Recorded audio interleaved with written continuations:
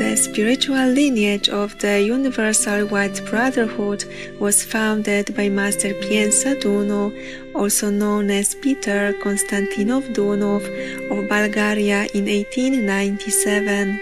Master Beinsa Douno taught that the qualities of humility, obedience, honesty, goodness, intelligence, and nobility are foremost in spiritual practice. He explained that one should walk the path of love, wisdom, and truth.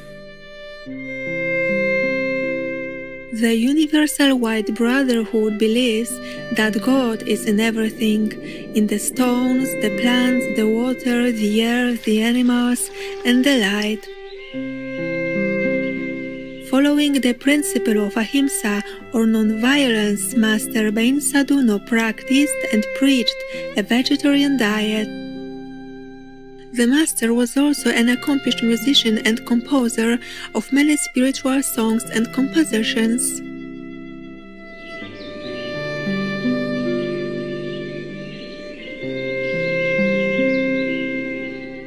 Let us now continue to read a selection from Master Beinsa Douno's lecture titled The New Day, held on January 17, 1940, at the General Esoteric class in Iskrev, Sofia, Bulgaria. Here, the Master elaborates on the fundamental answer to one's life's sufferings using wisdom and divine power, which include good actions, positive feelings, and right thinking. The New Day, new directions in the conscious life of nature, pressure and tension, enlightened life. Many people do not understand life, and as a result they encounter both good and evil, experiencing great contradictions. What are good and evil? Theologists give a specific explanation on them. Speaking in a scientific language, we say that good and evil in the world are nothing else but forces that affect people from outside and from inside. Some of you ask, is it not possible for only good to reign in the world? Can life go without evil? Some others say one should not be too good.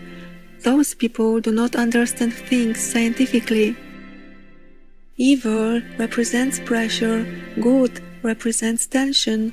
If evil doesn't act from outside in the present conditions in the current stage of human development, then good cannot manifest itself at all. External pressure is the reason for the manifestation of internal tension. If pressure is removed, the human being will burst into thousands of particles and will go unknowingly where in space. Two fighters are wrestling. Both are in a great internal tension. Each one of them wants to be the winner. At the same time, they exercise some pressure on one another. Therefore, in their struggle, they produce external pressure on one another that counteracts the force of their own internal tension. This example symbolizes the struggle between external conditions and internal opportunities in people. People can never be happy until they come to a new sensible understanding of life and nature, becoming aware of the significance of those forces that operate in them. You hear somebody say, I do not want to have this and that hardship.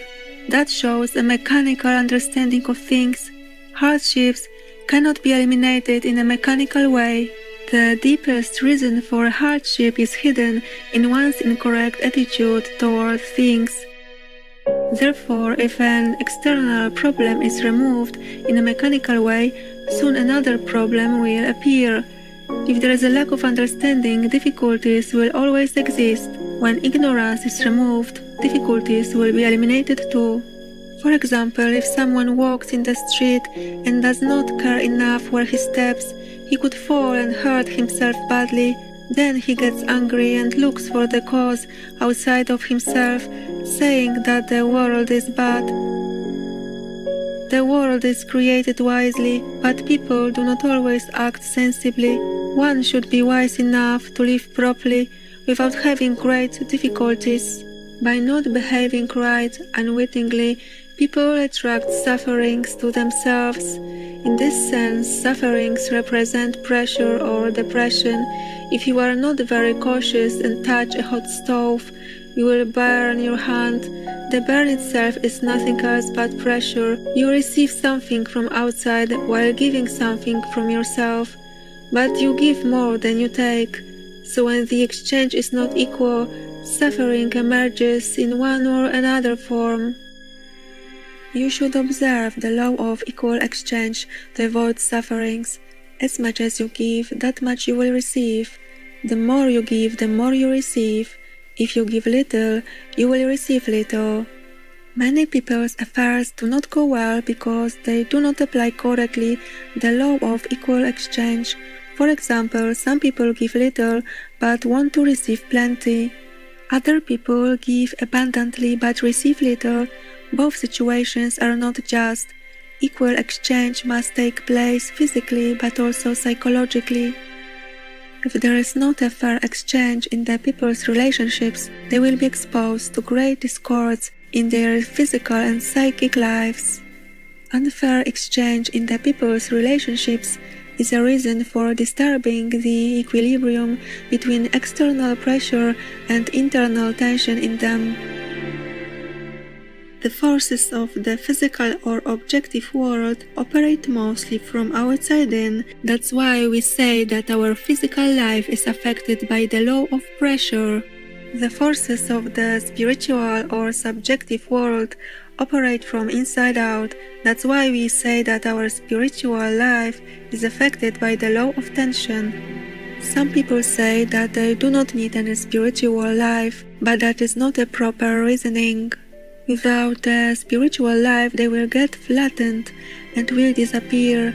It does not mean that they will flatten physically, but they will lose their opportunities for achievements. Physical life gives form to things, spiritual life gives content, and divine life meaning. That is why a person can go neither without physical nor without spiritual or divine life. Physical life deals with the forces of pressure, spiritual life with those of tension, and divine or intelligent life regulates both forces of pressure and tension, bringing balance to life. Only when those forces are balanced, there are beneficial conditions for development. If there is a fire in a hall full of people, all will try to escape.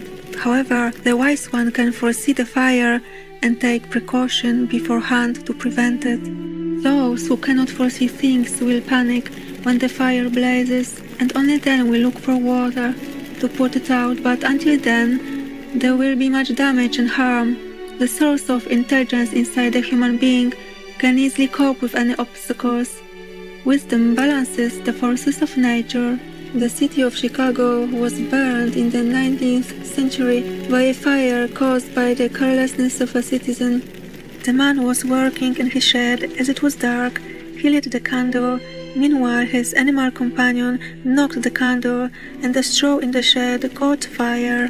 The man could not extinguish it quickly enough, and because of the strong wind, the fire spread, seizing the neighboring houses, and soon it took the whole town. At the time when the flames were approaching his house, a rich banker offered a fabulous prize to anyone who would dare to enter the house and save his safe box filled with securities. Everyone refused with the words, "The fire is coming." When all is in flames, things lose their value. When pressure prevails in life, nothing works. When great difficulties and conflicts arrive, only a wise approach can resolve them. Wisdom and power of right thinking refer to the divine world, and those who have them can avoid and eliminate contradictions in their lives. Through wisdom and right thinking, one can create a harmonious life. When someone gets angry, discouraged, or worried, thus standing between the forces of pressure and tension, that one becomes a servant of external conditions on one hand and of internal opportunities on the other hand. If there is no common sense in using life conditions and opportunities, people are exposed to great sufferings. Therefore, every condition and opportunity applied in life should be accompanied by wisdom. In other words, every thought, every feeling and action put into motion should be well advised. Person may have a good conditions and opportunities available, but if not being wise, that person cannot achieve anything good. Good conditions and opportunities are a raw material that cannot be utilized properly without wisdom, and vice versa, with wisdom and divine power, one can create something precious and valuable in life. Therefore, when thinking right, one is present in the divine world. When having good feelings, one is present in the spiritual world. And when performing good actions, good deeds, one is present in the physical world. Moreover, the laws of physical world exclude and deprive of citizenship those who do not have good actions. The laws of spiritual world exclude and deprive of citizenship those who do not have good feelings, and the laws of divine world exclude and deprive of citizenship those who do not think right. Some people, when they lack good actions, positive feelings and right thinking, justify themselves saying that the world is created in this way. That is not true. Everyone should ask themselves what they have done so far and what they can do right now. Some people say that they have been praying for 30 years. It implies that they have been in a kind of university, so it is important what they have learned during that time. Others say that for 30 years they have been trying hard to resolve their life issues. And what have they learned from that? Making efforts without getting results, that is not science. It makes sense to try to solve certain issues, but only if you get some results at the end. Still others say that they have been working for 30 years, but what have they achieved? Without reaping something real, they will say to themselves that they are not gifted, they do not think right, and so on. Such self-condemnation is not productive at all and does not contribute anything to one's well-being. Insightful viewers, we appreciate your presence for today's words of wisdom.